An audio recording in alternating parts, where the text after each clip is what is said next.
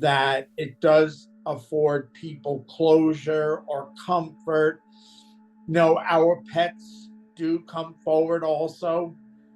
And that always makes me happy because, as I said, I'm looking forward to seeing the kitty cats that after so many years I had to put to sleep, which is so heartbreaking for anybody who's had pets. They know that. And then there's different stages I've learned. For example, men who have passed on before their spouses will declare they don't mean to be insensitive, but will tell their surviving spouse that they're glad they passed before her or him, because men do not like being widowers. I know men that are in their later years, and you can tell that they just can't wait to get the hell out of here, be reunited with their wife, their soulmate. And then there's been times that,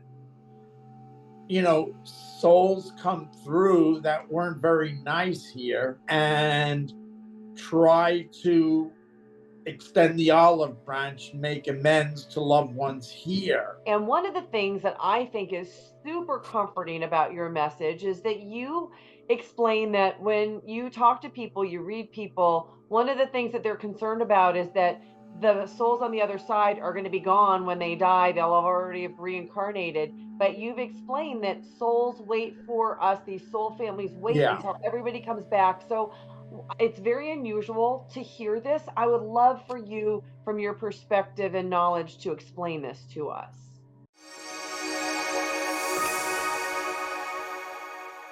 Today, I am bringing you one of the world's most studied mediums who, in his 40 years, has read over 35,000 people.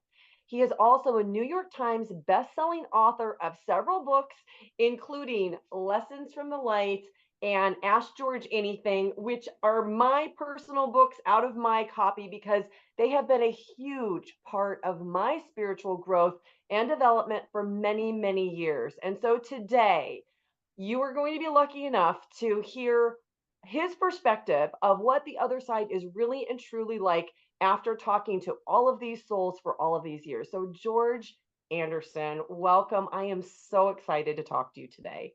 Thank you. Very kind. First thing I probably should mention is people should never be afraid of the transition of physical death. I think people are more afraid of what will lead up to it. I hope when my time comes, I just drop dead without any fuss or anything. And we'll look forward to seeing my kitty cats over there. Mm.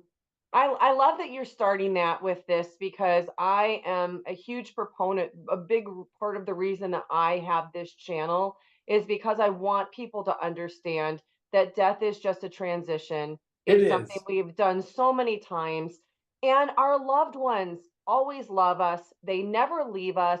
They want us to know that we're around. And so let's start with, will you talk about what you have learned that our loved ones want us to know from the other side? Well, one thing that they always mention is that they're closer to us than we can imagine. And I will be honest, I still don't get that. But I think it's because they're in spiritual form and we're not. But I always say that, I just don't comprehend that, but I'm sure someday I will. And I definitely am an animal person. So when I pass away, I'll be looking forward to being reunited with my kitty cats that have gone ahead of me. And actually, the only person I'd really hope to see again would be some of my Irish cousins and my mother's older sister who passed at 93.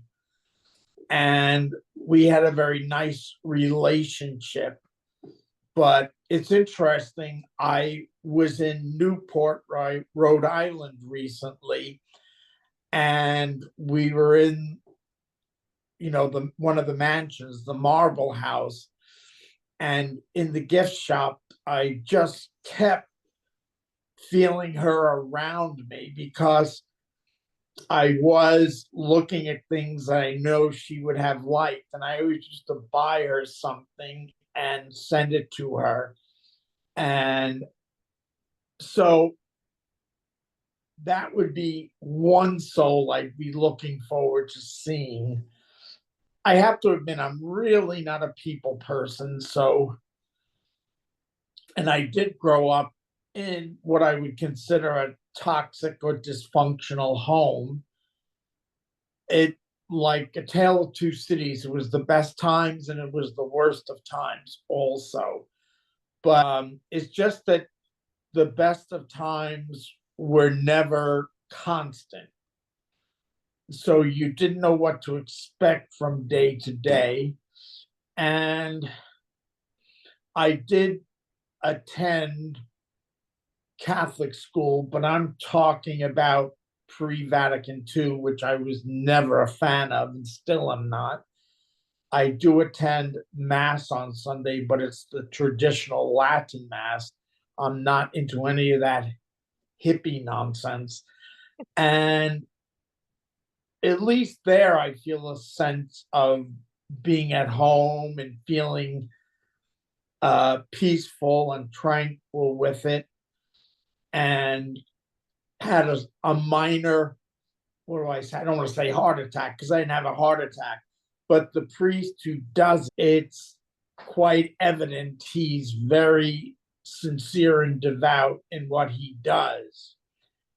And he announced to the congregation he's going to be retiring. I was like, oh no, because that can mean the end of the traditional mass. And yet, this past Sunday, he brought it up again that he's they found a priest that he's good friends with that will continue the celebration. And it was so nice that the congregation applauded, including me. And that was such a piece of good news. Oh, that's lovely. I'm glad that you shared that. That's nice. Well, Because the thing is, it's more spiritual the old way. Vatican II, I felt, just chipped away at the spirituality of the church. I'm not a fan of organized religion in the least, but with my waspy name, there can be no question that my father's side of the family were Protestants. But I was raised in the traditional Catholic faith, and I do find it spiritually enriching. That's what works for me.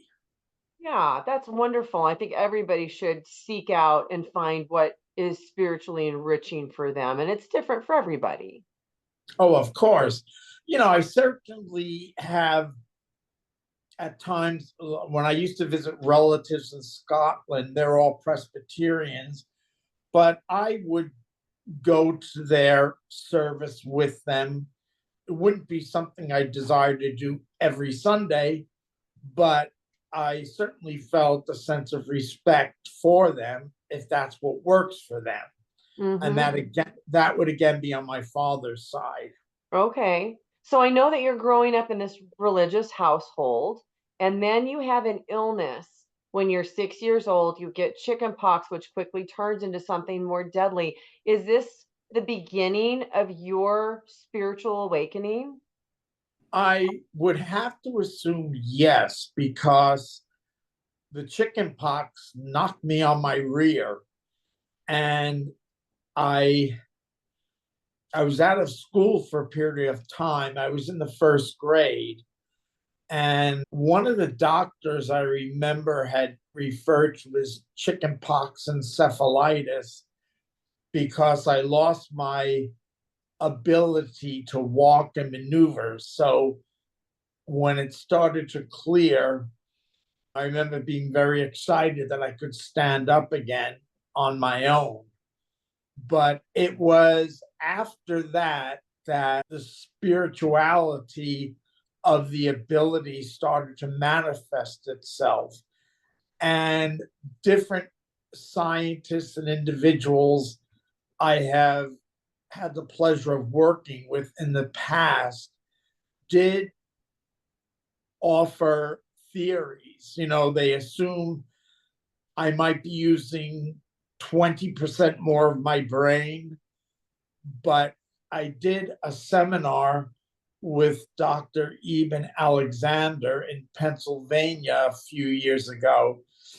And I was saying, about giving my brain a rest because of, talking about the ability and such.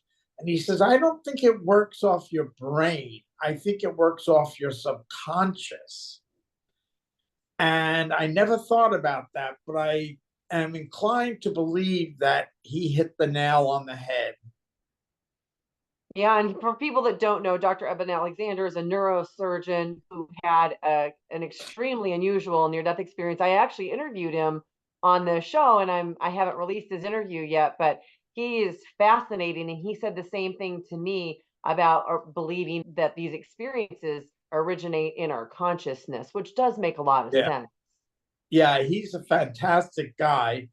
And I was glad I had the opportunity afterwards that we all had gone out to dinner and I got to pick his brain. Pun intended. Yeah, right.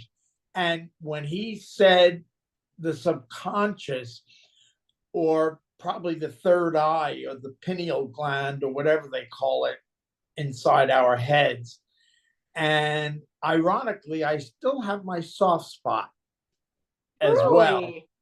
Yeah. I said to people, you want to touch it? There it is. But I had an intriguing experience not that long ago. I was doing a private session with a woman whose mother had recently passed, unbeknownst to me. She came through and announced herself. But I couldn't seem to land the plane with her name. And she told me that it ended in lean. And I started thinking, could it be Pauline or something else? And I just kept it to myself. But the thing that fascinated me was, I guess somehow they are able to get into my subconscious. And she started showing me the opera The Bohemian Girl, which probably most people have never heard of before. It's a 19th century opera that is very pretty, but unfortunately has faded with time. And the leading lady in that particular opera, her name is Arlene. And I told her what happened, and she said that, she confirmed that it was her mother's name was Arlene. That's a But very unusual name. it is, and it just amazed me. Like, how do they do it? How do they get in there? Show me, like going through a file cabinet and showing me something that I'll relate to or that they've discovered in the subconscious. And that helps me to confirm more so what's going on in the session. So, George, how in the world did you become the world's most scientifically studied medium? I think because I'm as curious as the next guy. Okay. I think I still haven't. I think Dr. Alexander gave me the most specific possibility with it working off the subconscious. But I just would love to be able to find a way where how do the souls know how to tap into my subconscious? Because that must be the key that makes it work. And people always ask me, do I feel tired afterwards? No, I feel uplifted. I don't want to sound corny, but I feel as though I've been filled with the Holy Ghost. And I can go to do appointments and not be in the best of moods or crabby or whatever. And yet, the minute I start to do it, it picks up lovingly. It really makes me feel better. And when I stay away from it too long, I think it's a bit of a healthy addiction because I start to miss it and want to experience it again. And I'm sure, like, not everybody who comes to me whistles Dixie afterwards. There's, people, when you deal with so many of them, there's some people, as I'm sure you just cannot please them, no matter what you do. But the majority of people that come to see me are very nice and very sincere and pleased. I mean, I work my butt off in the session to make sure it's profound, accurate, very comforting and loving. And that's what is nice to see, that it does afford people closure or comfort. And our pets do come forward also. And that always makes me happy because, as I said, I'm looking forward to seeing the kitty cats that after so many years I had to put to sleep, which is so heartbreaking for anybody who's had pets. They know that. And then there's different stages I've learned. For example, men who have passed on before their spouses will declare they don't mean to be insensitive, but will tell their surviving spouse that they're glad they passed before her or him, because men do not like being widowers. Not that their wife is necessarily the merry widow, but men do not like being widowers. And that's evident. I know men that are in their later years, and you can tell that they just can't wait to get the hell out of here and be reunited with their wife, their soulmate. And then there's been times that, souls come through that weren't very nice here and try to extend the olive branch and make amends to loved ones here. And yet there's been subjects who have come, which is very happy for me to hear, that came from very stable and secure homes. They always show me scenes out of the old TV show, The Adventures of Ozzie and Harriet. And I know immediately that's a sign of a cherished home. But even individuals that have grown up as I did in a dysfunctional home, I can relate to that. So I'll get a kick out of whoever's coming through, that they've certainly done their best in the hereafter to try to redeem themselves. Because if you're a real SOB here on the earth in so many ways, when you pass on, you will, I would say, condemn yourself to the lower levels or the darker levels. The road to go to the light is never closed, but it has to be completely up to you. We're always in the driver's seat. And I know, like, for example, the political situation we're in the United States presently, which is not too cheerful. Souls have come through and said they're so glad they're not here, that they don't have to deal with the BS that we have to deal with. And some of those politicians, I think to myself, they're going to get a bang of a surprise over there when they find out that they're in the lower levels, especially where they're surrounded by individuals who were like them. Like somebody like Stalin, he's in the lower levels. And anybody who knows anything about Stalin, he was a monster. Hitler, another one. But to clarify, you're not talking about hell. You're talking about levels of enlightenment. So will you explain this a little bit more? Because I know in your book you said souls place themselves in those levels. Oh, yeah, we're responsible for everything, for our own lives and our own actions. As I said previously, we're always in the driver's seat.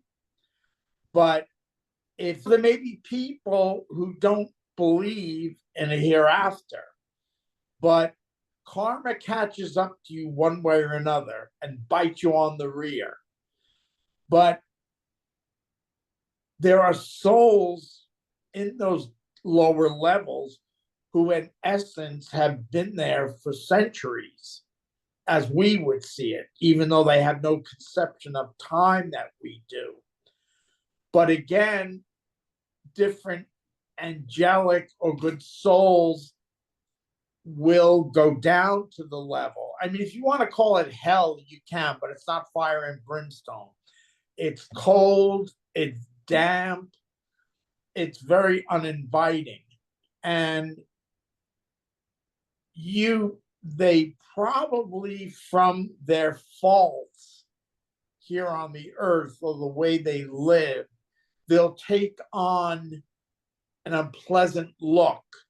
They could possibly look demonic to us. But there are souls who do go down there to try to help them to help themselves.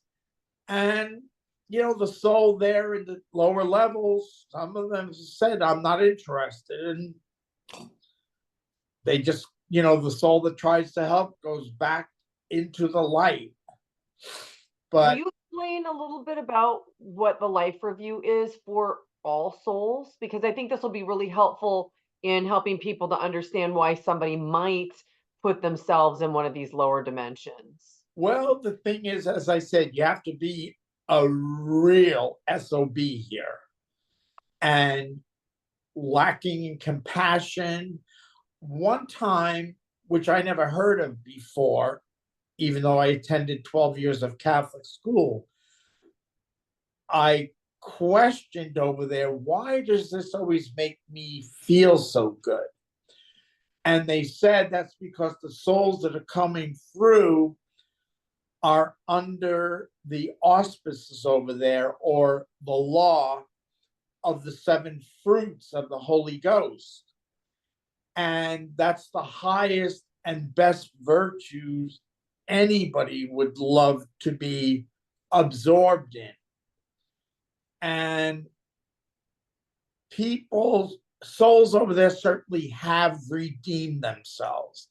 They have accepted help either from other souls or angelic beings, even people that have been sainted by the church. And I give them the title they earn, just like I called my dentist last Monday, doctor.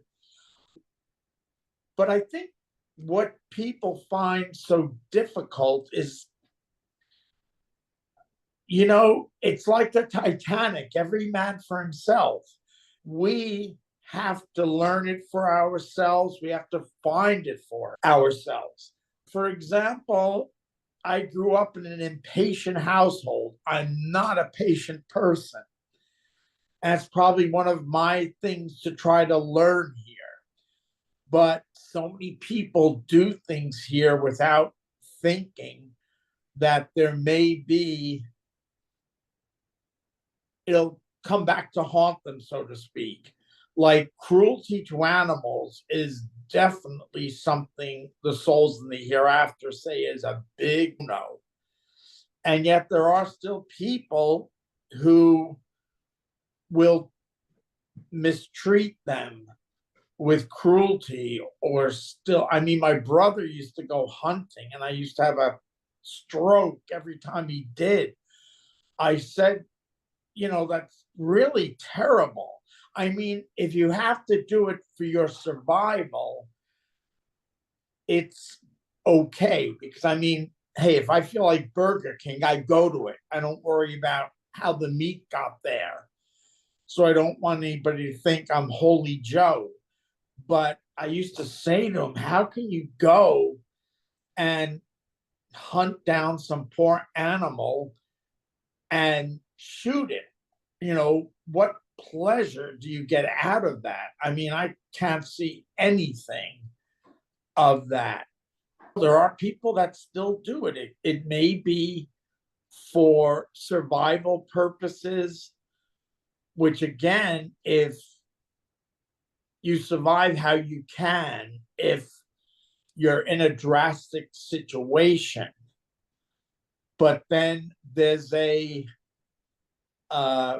ranch I donate to monthly when I can, where they take care of donkeys that have been treated with cruelty or neglect. I remember reading from the man who owns the ranch that one donkey had come to them and they thought the donkey had breathing troubles. And when they took it to the veterinarian, they found out that the donkey's nose had been broken. And that just made my blood run cold. So obviously, whoever had the donkey before he arrived at this sanctuary, I mean, how did you have to hit it that you broke its nose? I mean, that's dreadful. And I thought to myself, well, when your time comes, that's going to come back and bite you on the rear one way or another. Right, You know, because they'll experience the life review and then they'll experience the perspective of the donkey and what the donkey received from them, correct? That's what you mean? exactly. They'll feel like the pain that they caused or such. And some people doing something like that don't think it's a big deal, but it is a big deal according to the souls in the hereafter. I mean, that's why we have, I don't want to sound like I'm preaching Catholicism, but that's why we have wonderful saints in the church like St. Francis of Assisi, who I took my confirmation name from. And he was exceptionally kind to all animals. Or St. Martin de Porres, he also was exceptionally kind to animals. And I'd say to myself, that's why they're saints. And recently, I'm sure it's probably, it could show in your area, but I had gone to the movies to see the new film that had been released called Cabrini, about Mother Cabrini. And I remember leaving saying to myself, my God, if anybody deserved to be canonized, it was her. She faced so much prejudice from being of Italian roots, where individuals would call her to her face a guinea pig, and she would go into the sewers to bring children out that were living there, living on the streets. I mean, she did the work that, as far as I was concerned, no man could do. She really excelled in what she did. And it brought to my mind the brass image they have of her on the front doors of St. Patrick's Cathedral in New York City, where it says Mother Cabrini, Mother of the Immigrant, because she was short lady, but tough as nails. She found out that somebody was taking advantage of the immigrants financially in a store that they patronized. And she herself had gone to the store and warned the owner, if I have to come back here again, if you don't treat them correctly, I'll burn this place down.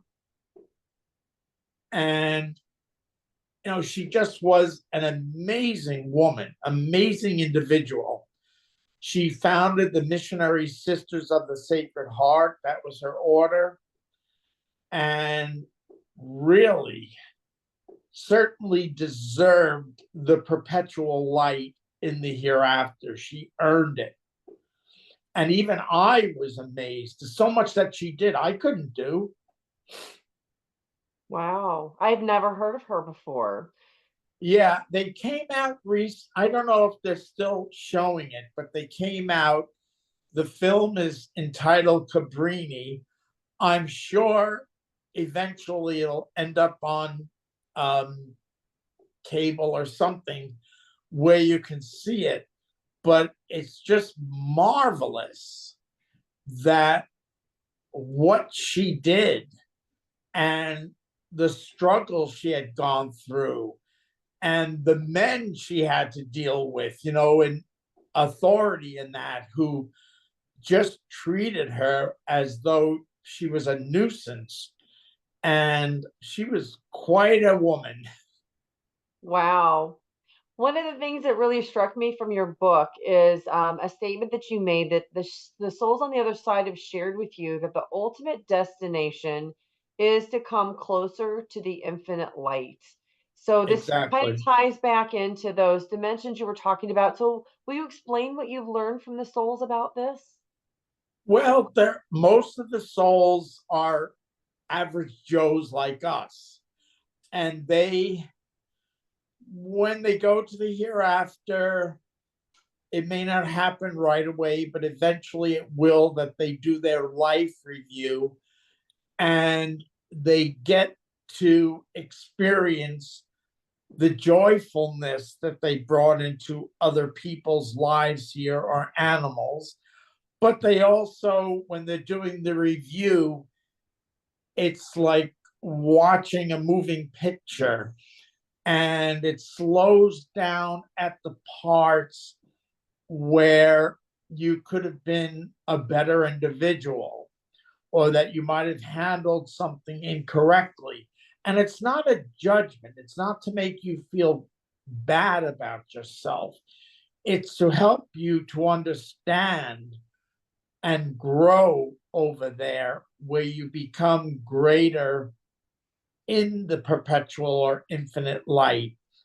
And even, for example, as a youngster in Catholic school, we would pray for the so called dead, where we would say, let the perpetual light shine upon them. And I never thought much of it until the ability awakened me to what it really means, that you want to do your best, that when you go over there, you do glow in the perpetual light.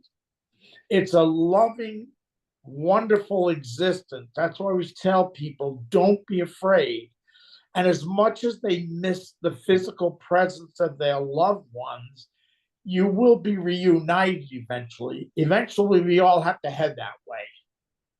Right, for sure. Well, one of the things you also wrote in your book that has stuck with me for a long time is that you said that nothing is unforgivable in the hereafter. No sin is beyond understanding of the infinite light.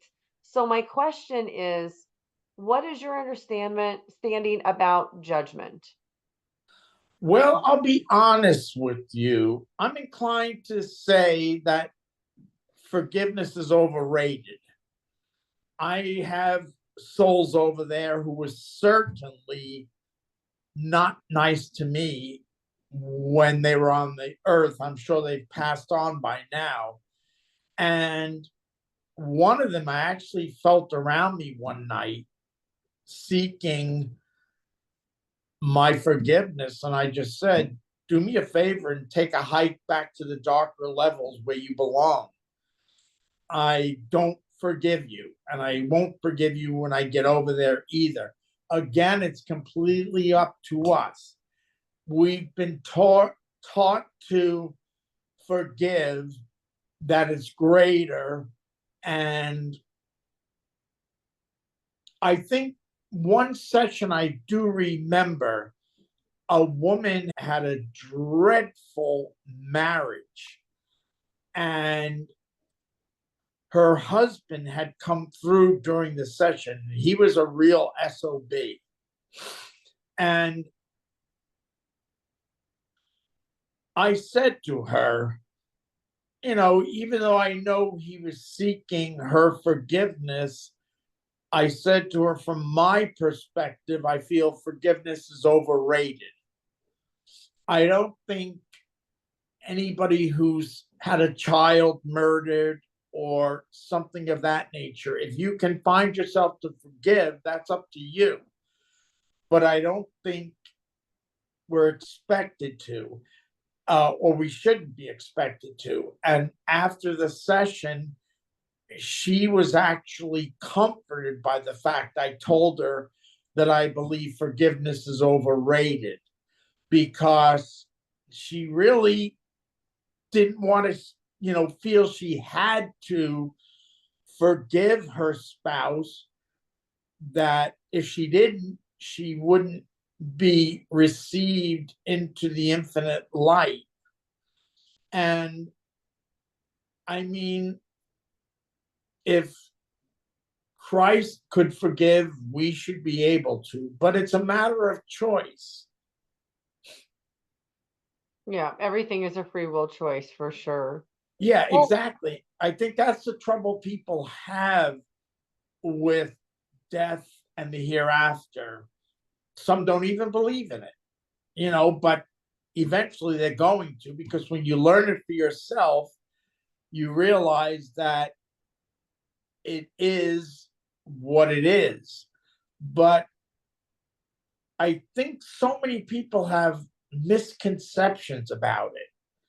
They think, just because you pass on, you suddenly understand nuclear physics, or, you gain all this unbelievable wisdom like Einstein or such. And it's not the case. Some souls can, in a sense, be disappointed. I've had some souls come through that they bellyache a little bit. They feel that they had passed on too young, or too soon, and want to speak to the management, so to speak. But over time, then they realize that they're where they're supposed to be, because there is a scheduled time you're born here, and there is a scheduled time that you will pass on, and circumstances accordingly. And some people, will feel, how do I put it, that, I find it kind of funny when somebody comes through and tells me they were a little ticked off when they got there, because they weren't pleased about being taken away from their family or loved ones here. But then they finally came to realize that they're closer to those that were left behind, and that it was their time to pass on. If it's not your time to pass on, they send you back. And right. most souls who they say you're going back are not pleased with that. Right. Yes. Well, I've done enough interviews for near death experiencers to definitely corroborate that. But we also have a hand in picking our life and picking the lessons that we are here to learn. So, what have you learned from the souls on the other side about that? Well, yes, we do choose our parents, we do choose the situations we will experience or go through. We can fall off the path through our own misgivings or such. But once again, it's the hardest thing I think people have. When someone passes on, they may hope they're going to come through and straighten your life out for you, and they won't do that. That's not their job, it's your job. Right. And And they could interfere, right? They could interfere with your path if you were given information that you weren't ready for or might take you off of what you're doing too, correct? yes, they can help you to help yourself if you ask them. That's that free will we were talking about before. Yeah, but they can't stick their nose into your spiritual experience.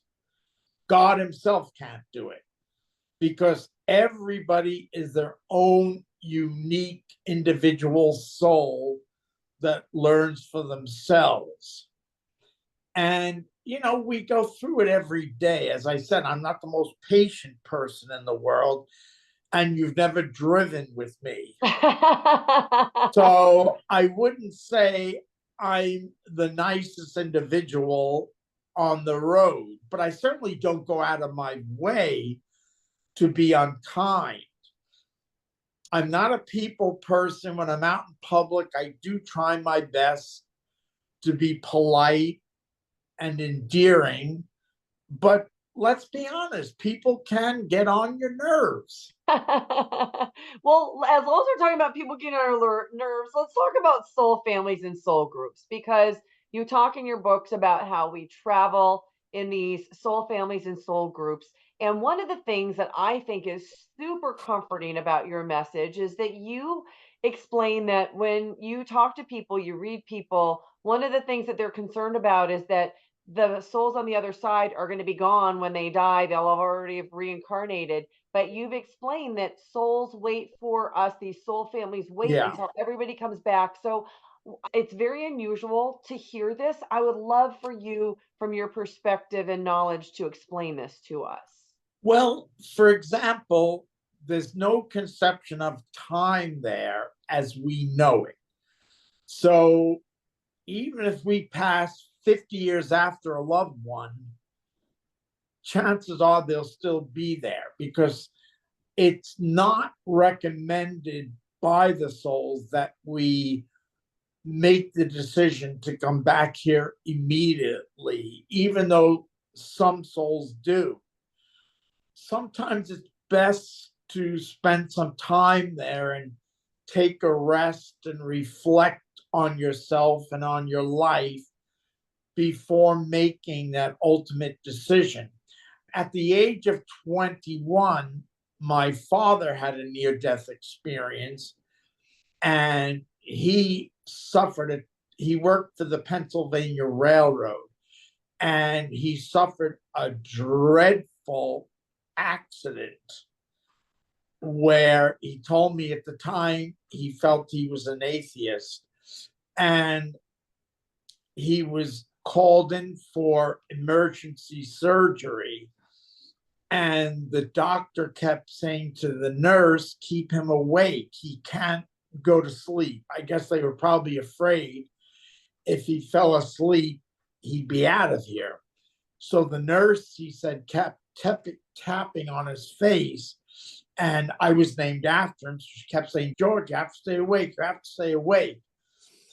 But he told me at one point, I guess he did have a near death experience. He passed, and he said he was suddenly in this beautiful field of flowers, beautiful place, and didn't feel any pain or discomfort.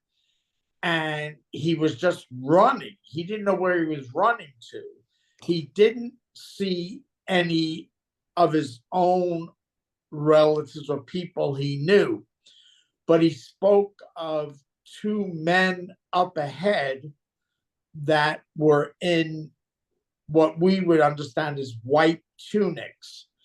And he started running toward them, and they put up, stop, George, you're not supposed to be here yet, go back. And he didn't want to go back. And they said, no, you have to go back. And he felt that he was tumbling. And the next thing he knew, the nurse was patting him on the cheek, telling him he had to stay awake.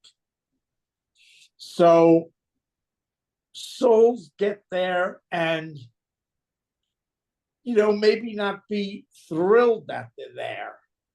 And I don't see how they could not be thrilled. I mean, I'm looking forward, as I said earlier, when my time comes, I just hope I drop dead. I don't want to struggle with health or, difficulties I saw.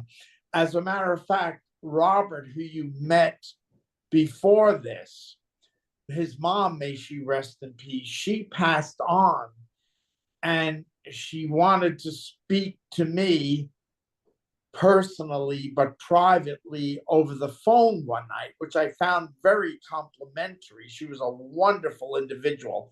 Either she liked you or she didn't. She shot from the hip, and thank heaven she liked me. But in any case, she told me a month before she passed on that she had a dream where her sister who had passed on, her biological mother who had passed on, and the aunt who had raised her as her mother had passed on. And they said to her, we're going to be coming for you soon. Don't be afraid.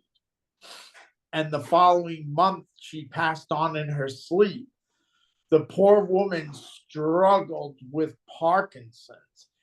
And she told me, I'm just so tired of sitting in this chair. I can't be my normal self that I used to be because of the illness. But she passed on in her sleep, and sadly, her daughter found her passed on, but admits that she had such a peaceful glow on her face. And her granddaughters were youngsters at the time, and one of them had slept with her that night and was there when she passed on. And she came to me and impressed me to tell her granddaughter that she didn't fail her in any way because she was there when she left for the hereafter. And I kept forgetting. My head's up my rear most of the time. And we were out at dinner one time, and her little granddaughter was with me. And at that point, I would say she was probably like 14 or whatever. And I felt her grandmother come around me. And she said, now's your perfect opportunity to deliver the message, to let her know that she's all right, in a happy place, and, impress upon her that she didn't fail me in any way, that there's nothing she could have done. So I told her granddaughter that, and the poor thing burst into tears. And I was like, oh my God, I didn't mean to upset you or anything.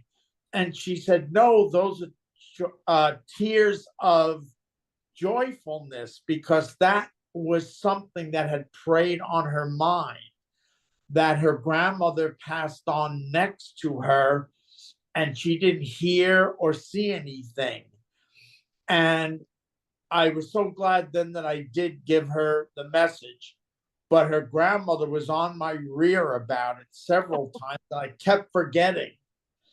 And then finally she was right. She says, now's the perfect time. She's right in front of you. You're going to do it or not. And I actually like the fact that their personality comes forward. Some can have snarky senses of humor when they were here on the earth, and that comes through from over there. Certainly, I've done sessions for people where my upbringing, even though it was dysfunctional, was like a walk in the park compared to theirs. And, some soul people here, when someone reaches out to them and apologizes and hopes they forgive, there are individuals that have said, I do forgive him or her, whatever. But some people here aren't ready to. That's why I state forgiveness is overrated. If you have had, as I said earlier, a child that was murdered by somebody, I wouldn't hold it against you if you can't forgive, because you've been left with the worst possible grief you ever would have to face. And even though that individual who did that tragedy will have to make amends sooner or later, if not forgiving keeps you going, then so be it. But And isn't sometimes forgiving more about you taking control and releasing instead of somebody else holding you hostage, victim, etc.? well, it's again up to us. If you feel you cannot forgive, no one's going to hold it against you, including the infinite light. You'd have to find it for yourself. Now, if the soul, so I had a session this week where the woman said to me, I'm not telling you how to do your thing, but if somebody comes through that I don't want to hear from, can I refuse them? And I said, sure, I'll tell them to take a hike, whoever he is, and or just ignore him. And it happened to be her first husband, who had been beastly to her. And I didn't know, but she had come to me for a session before. I mean, I don't remember her, but she, says the first time he came through, when she was there the first time, he tried to reach out to her and, tried to really hope she'd forgive and forget. And, so when she said that to me, if he shows up, can I tell you I don't want to hear from him? I said, be my guest. I'll tell him to fly the coop. If you don't want to hear from him, you don't have to. Because as I said earlier, there's individuals over there that were certainly dreadful to me. And I wouldn't want to hear from them here or hereafter. Yeah, no, I get that. So we have sometimes, I think, this conception, I think it's a misconception, that we would be bothering the souls on the other side when we're asking to talk to them, to connect with them. On the other side, I think time is completely different. It doesn't exist in that realm. So, what do you understand about our ability to connect with the souls on the other side? Are we bothering them? No, not at all. Because, well, first of all, as I try to impress upon people, I don't conjure or call out to someone. You're not permitted to say anything to me except hello. I'll give you a general rundown of not having any preconceived expectations. That's the worst thing to have, because you're setting yourself up for disappointment. Your loved ones will come forward of their own accord and will impress me with their messages. You have to, I always tell people, make sure, I tell them like Judge Judy, make sure you have your listening ears on, because something will be said and they'll say no, where in essence, they should have said yes, because they'll bring it up later on after the session is completed. And I can't tell Joe Blow to come back. He's made his presence known and has departed. And I said that to a woman on time. He was here. Why did you say no? That you didn't know what he was talking about. And now you're telling me that he didn't come forward? He did come forward. You didn't pay attention. That's not his fault. And it sure as hell is not mine either. Yeah, yeah. So, from your perspective, are we, when we're here as humans on this earth, are we ever alone? I would say no, because there's even if, for example, I never knew any of my grandparents, but I know they know me. Whether they approve of me or not, I haven't heard. But this is why, again, I always emphasize to people, don't come with your mind made up to certain expectations. You're just let the souls do their thing. They do it their way. They don't do it my way, which I will admit still pisses me off. But they do it their way. They reach out their way. And sometimes what happened yesterday, sometimes individuals will show up that have been there since Grant took Richmond. And not literally, but they've been there for a time. And somebody may say no, or they don't know who it is. Now, it's understandable. I couldn't remember everybody in 2 seconds either. So if they don't recall, they'll say no, or it makes no sense to me.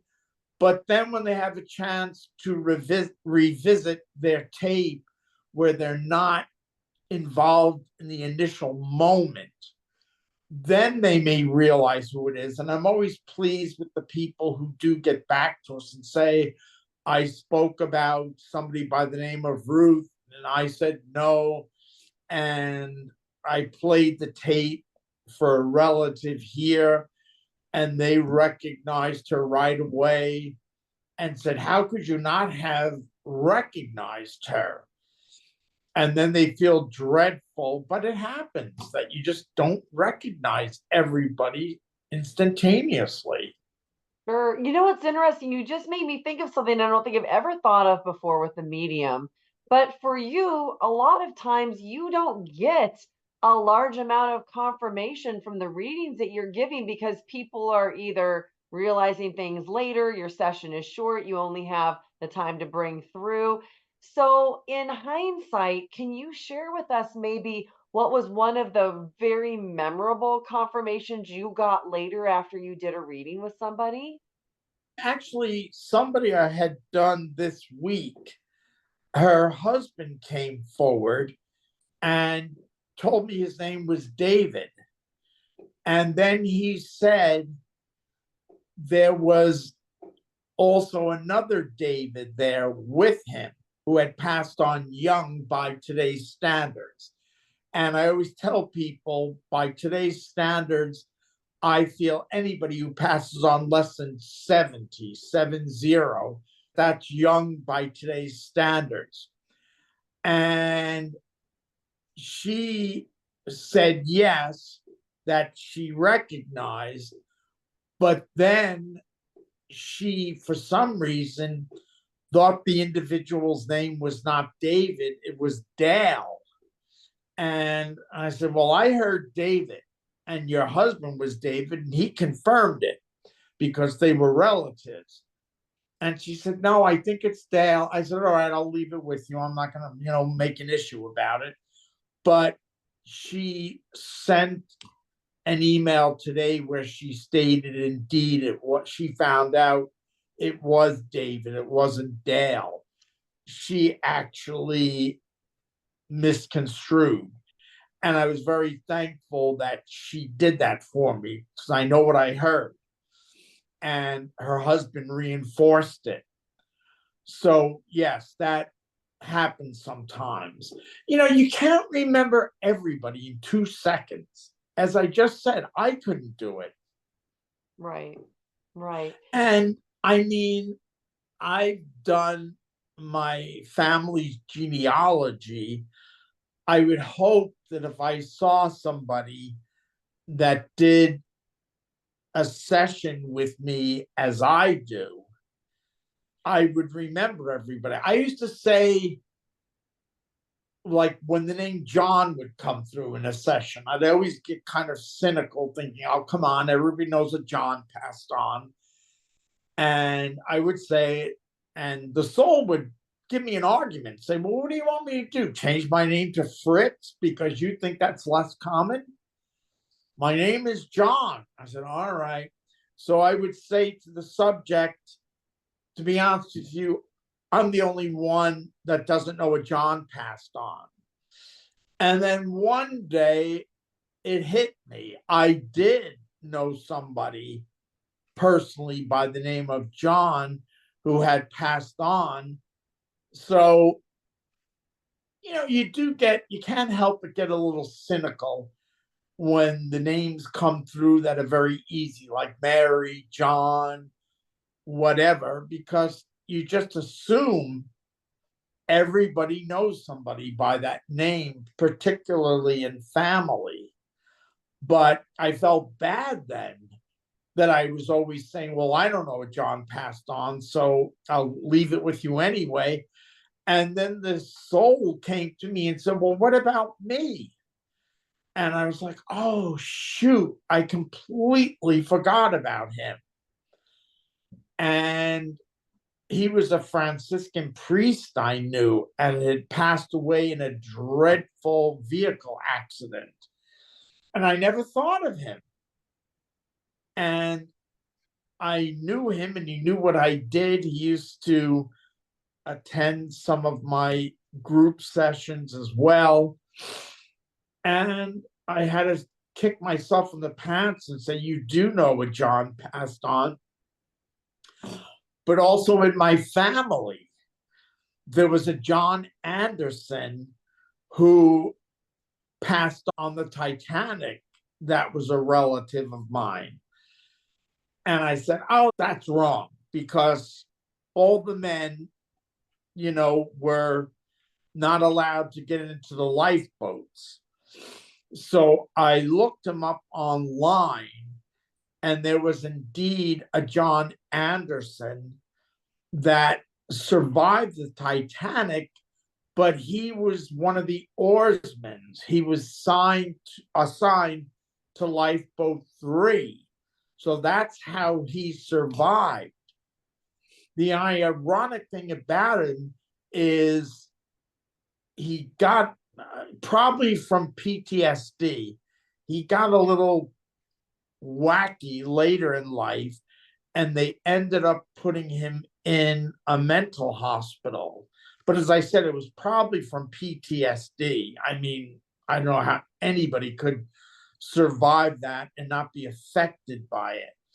And one day, the attendant took the patients out for recreation.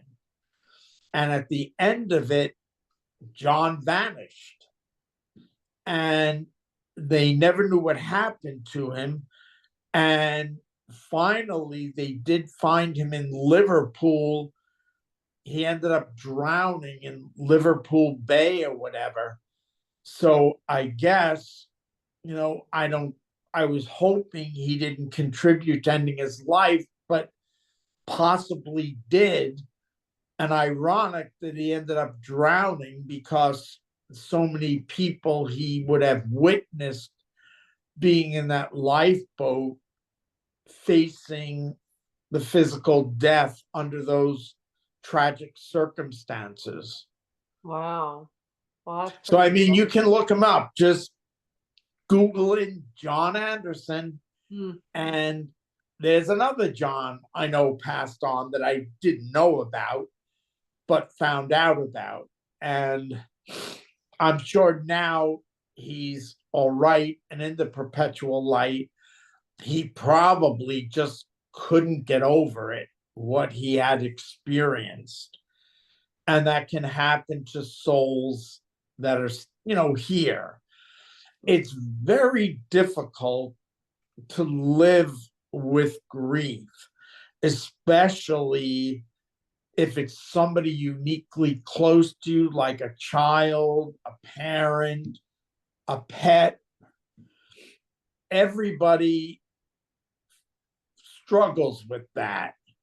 And and I don't say this out of conceit, but I actually am glad I'm not a people person.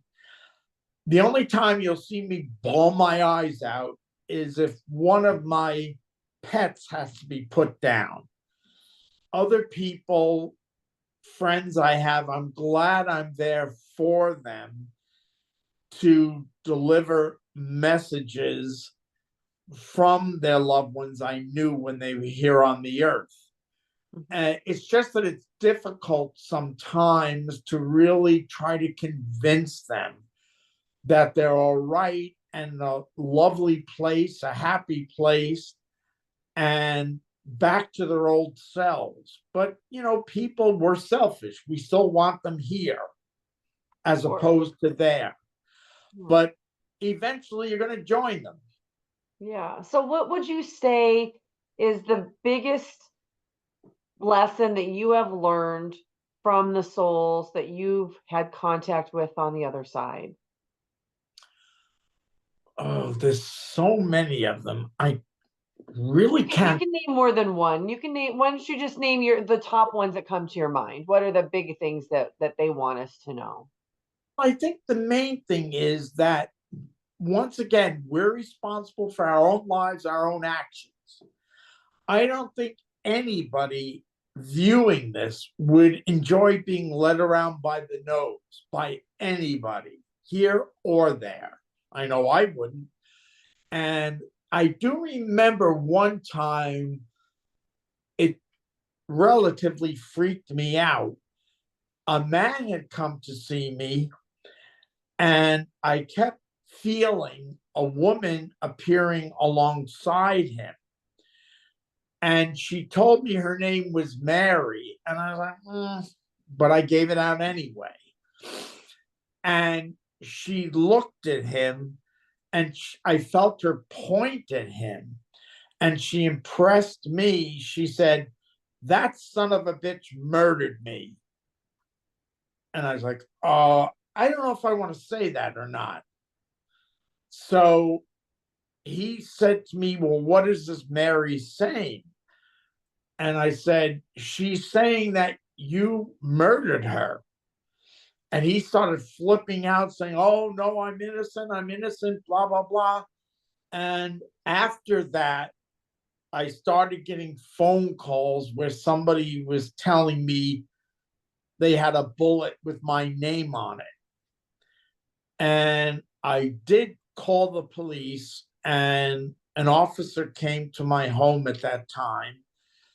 And, he admitted to me later on what I relayed to him. Is this a bunch of BS or what? But he said there was something about what I described about that situation that he had heard of. And he contacted some detectives in the city who were on the case of this woman that had indeed been murdered. And when they heard about it, bingo, they wanted me in there double quick.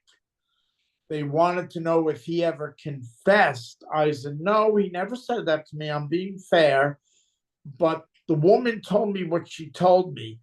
And they did like a profile on him, that he would be the type that would try to communicate with the so-called dead. So they heard that when he came to me, it fulfilled that. And to the point where at this woman's grave, they had hidden an active tape recorder, assuming he may come there and try to talk to her.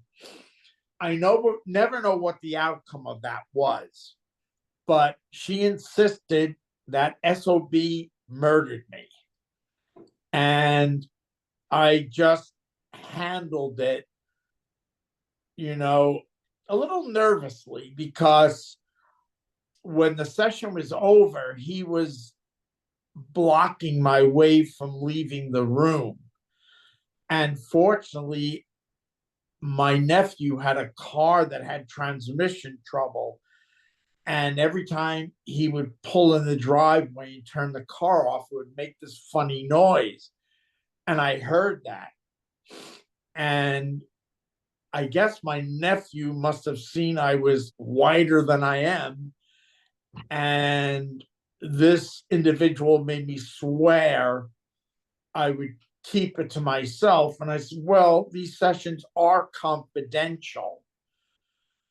And my nephew had gone upstairs. He was a grown man at the time, and he came down and he stared this guy down and he just left. It's only that I started to receive those threatening phone calls that even though I was keeping it confidential, that he still was concerned I may open my big flapper. So Who knew really, being a medium was so dangerous? I'm sorry? Who knew that being a medium could be so dangerous?